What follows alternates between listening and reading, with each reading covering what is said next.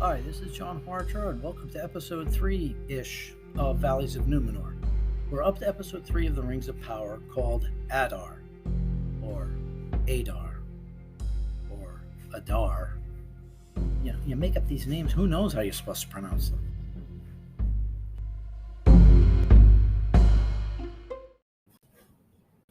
Episode 3, Galadriel's Island. There's a new director this episode, Wayne Chi Yip, who's been a pretty prolific TV director over the past decade or so. He's also, it looks like, one of 15 or 16 executive producers on the series, as is co-writer of this episode, Justin Doble, who also produced some obscure show in this little corner of the streaming world, Stranger something or other. Now, he did season 1, so Kate Bush and Metallica wasn't his idea. The episode opens with Arondir being dragged into the camp of the orcs. A lot of them have those goopy skull things on. He also seems to have found a population of Hordern. The orcs have a whole lot of them prisoner. Now, orcs don't like the sun, so sun duty for them is like Colonel Klink being finally sent to the Russian front. But they'll do it for Adar, whoever or whatever that is. Arondir is thrown outside and told to dig. Someone grabs him by the shoulder. Turns out it's his old partner, Medor. The Watch Warden is also there as well. Guess they probably shouldn't have pulled out of the Southland so soon. Now, the funny part, casting-wise, is the orc who chains up Arondir is played by Jed Brophy, who was in the Peter Jackson films. He was an orc in the Lord of the Rings films, and in The Hobbit, he played Nori. Told you it sounded like a dwarf name. Out in the sea, Galadriel wakes up and finds herself aboard a ship. Halbrand brings her some food. The two guests, or captives, are brought on deck to meet the captain, who has the sword of, say it with me, Finrod. No, he doesn't get name-checked in this episode either. The boat sails into the river of a huge island with watchtowers and giant faces carved into the rocks. Galadriel realizes it's the island kingdom of Numenor. They sail into port where a giant statue is there, kind of splitting the difference between the Argonath in Fellowship of the Ring and Christ the Redeemer from Rio. And there's this mountain in the background that looks almost like the Paramount logo. Oops, wrong streaming service here. The two are brought ashore, and people aren't exactly thrilled to see an elf. Halbrand can't believe men actually made this island, so Galadriel gives them the exposition the writers could actually use. While his men stood with Morgoth, the ancestors of Numenor fought alongside the elves. As a reward, they were given the island. The two beings were friendly for a long time, then something happened along the way that caused a split between them. Okay, the elves fell out of favor with the dwarves, now they fell out of favor with the Numenorians. I'm sensing a pattern here. The two are taken to the palace by the captain. The guard is about to try and keep them out when he sees Galadriel's ears. The queen asks her who she is, and she goes to give her resume. Galadriel of the Noldor, daughter of Finarfin, and commander in the army of King Gil-galad. Hey, finally gets a name! Wish he could have worked in sister of Finrod, who fell in the battle with Sauron or something like that. Not yet. He has to be named eventually. The Chancellor Pharazôn questions how a man and an elf are together. The elf tells him it just happened that way. The captain was nice enough to save them, and if they can get a ship to Middle-earth, they'll be on their way. Apparently, the Numenorians don't go to Middle-earth all that much, especially not with an elf.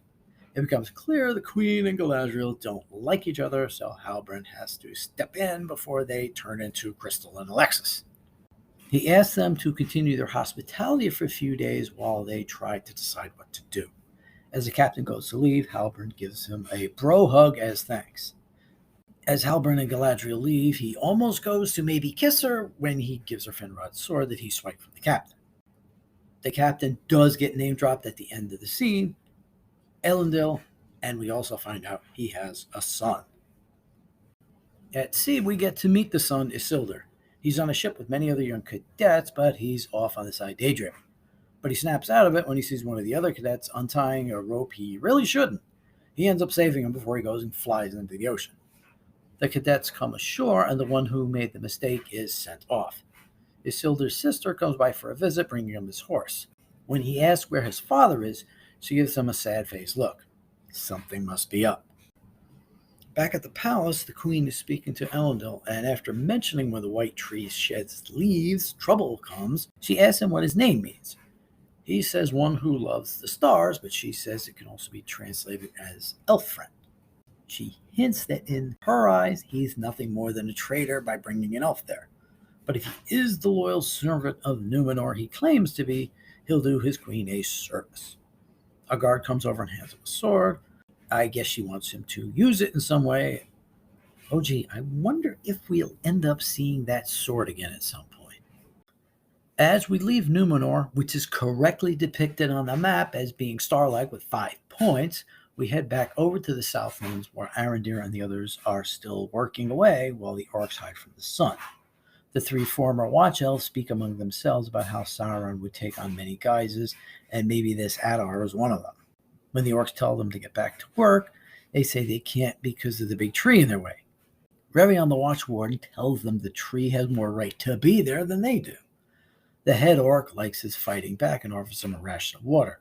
After some trepidation, he drinks it. He gives some to Arondir, who then hands it to Medor, who then gets his throat slit by the orc. Guess it's his way of saying they hate spunk. Arondir says he'll go cut the tree down, which will give him an excuse to take a look around out of the ditch. He climbs up the roots of the tree to find the whole forest devastated. But the trees were my friends. Back in town, Galadriel's escaped again already. She eyes a boat to steal, but Elendil's right behind her and tells her she'll need a bigger boat just to get out of the harbor.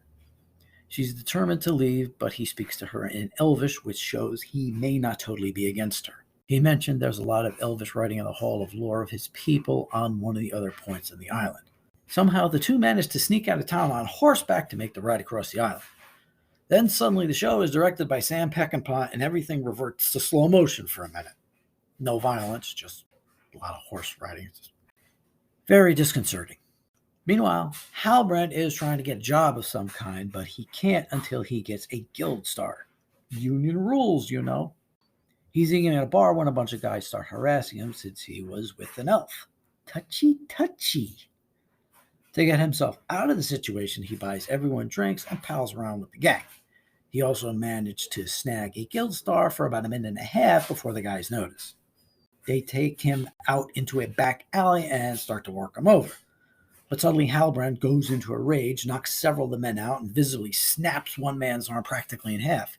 He then slams the head thug's head against a wall. Jesus, Halbrand's real name Logan? The palace guards then come in and surround him and take him away. At the Hall of Lore, Galadriel and Elendil show the maester, the record keeper, a drawing. He says he'll take a look and see what they have. She looks at a painting of the hall's founder, Elros, and his brother, Elrond. Elendil is a little surprised she actually knew him and tells her their prior king saved the hall from being destroyed. It turns out the king isn't dead but be thrown for being an elf friend of sorts. He stays in the palace up in a tower. Hint, hint. The record keeper comes back with a letter and a drawing. It matches Sauron's sigil almost exactly, but Galadriel then realizes it's not a symbol but a map. It's a place where evil can hang out and have a place of its own. Can shadows lie there too? Elsewhere in the woods, we've either got a group of people on the way to the Burning Man festival or extras who wandered off the Wicker Man set. Well, actually, it turns out to be the Harfoots practicing their relocation thingy. For a loose group, their rules on this are pretty strict. No growing off trail and no being by themselves. Nori is still trying to figure out where to find some star charts in Sadoc's book, but she can only get a page or so away before he takes them. Meanwhile, the giant has stumbled onto the star chart. He goes to read it by the fire, unaware that paper and fire don't quite go together. It starts burning. He gets scared and stumbles into camp, falling into a net. He rips himself out of it and calls for Nori. Wait, he knows her name? The group of Harfoots discuss what should be done with the girl. The law says she needs to be left behind, but Sadoc allows her and her family to come along as planned. They just have to go to the back of the longest line. Think of it as a pit road speeding penalty. Her mother is extremely annoyed at her, but Nori insists this is all happening for a reason. Back in Numenor, Galadriel is a star of her own puppet show. I think Spinal Tap actually opens up. Elendil is there with his son and his daughter, telling them he's been promoted to just watch over Galadriel, and his extended family is coming to celebrate Isildur's becoming a sea cadet. But the son says he'd like to hold off a year, to maybe after the harvest when his dad would need him the most, only one season more. Elendil's not happy about this, and not happy his daughter Arianne didn't say anything about it. When Isildur brings up the experience of his brother Anarion, Elendil gets even more upset. Then Arianne finds out she was accepted to one of the guilds, giving Isildur time to slip off. Galadriel heads down to the prison and visits Halbrand, and she has a surprise for him. She found a note and a drawing that exactly matches the one on the pendant around his neck, the mark of the king of the Southlands. Turns out Halbrand is a bit more than just a common wanderer. But he warns her the king's ancestors were good buddies with Morgoth and may be again soon. But the elf will have none of it and says they'll atone for everything that they did when they get back to Middle-earth. That night, Queen Regent Muriel goes up to the tower and visits her father. Say, weren't we just talking about another king in the tower? The Harfoot migration is on, but as feared, the Brandyfoot cart is falling behind. It's falling behind because there's a giant hanging on the back of the cart. He comes out and does his best Karloff imitation as he says, "Friend?" Needless to say, he's good for pushing a cart. Back at the orc camp, the elves decide now is the time to stage a revolt.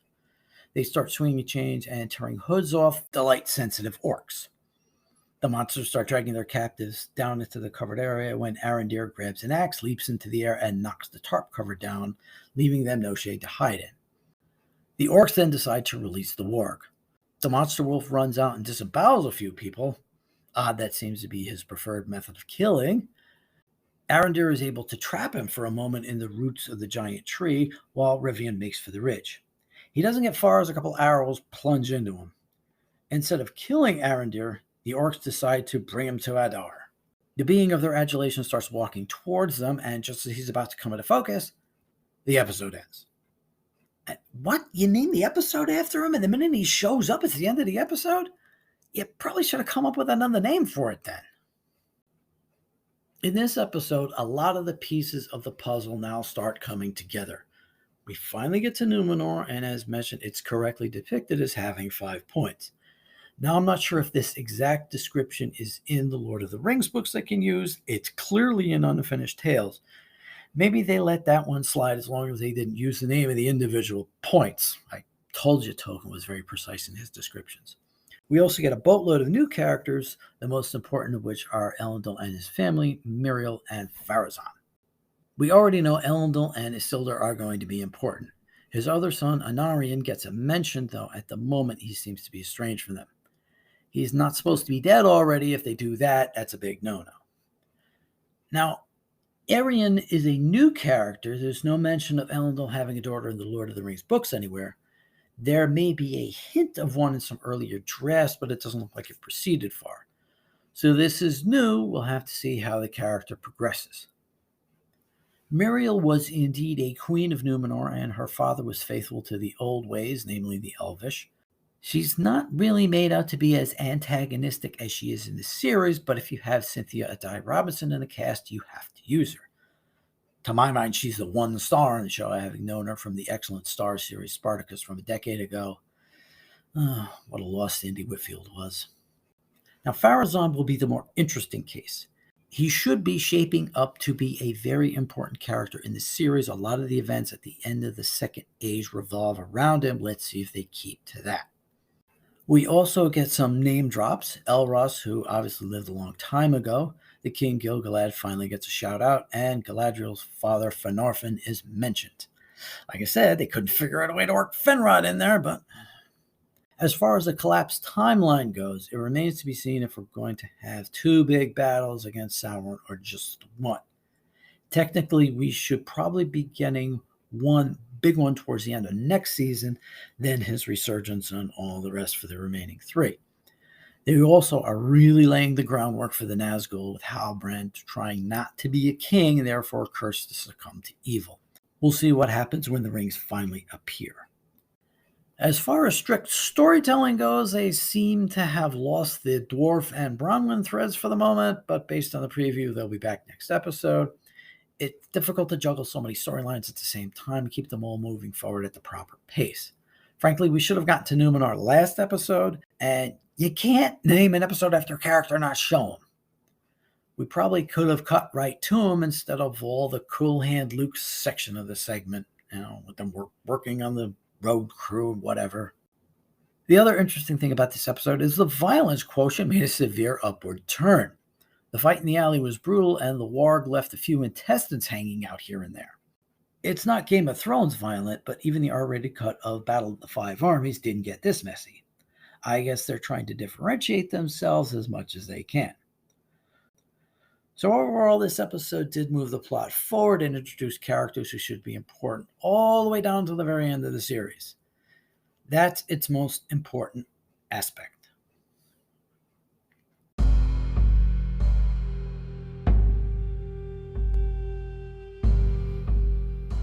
Next time, we'll see where the plot lines move us and if we finally actually get to see the title character of this episode. Please hit the subscribe button wherever you're listening to us, Spotify, Apple, Google, or Amazon. I'm John Hartrop. Thanks for listening.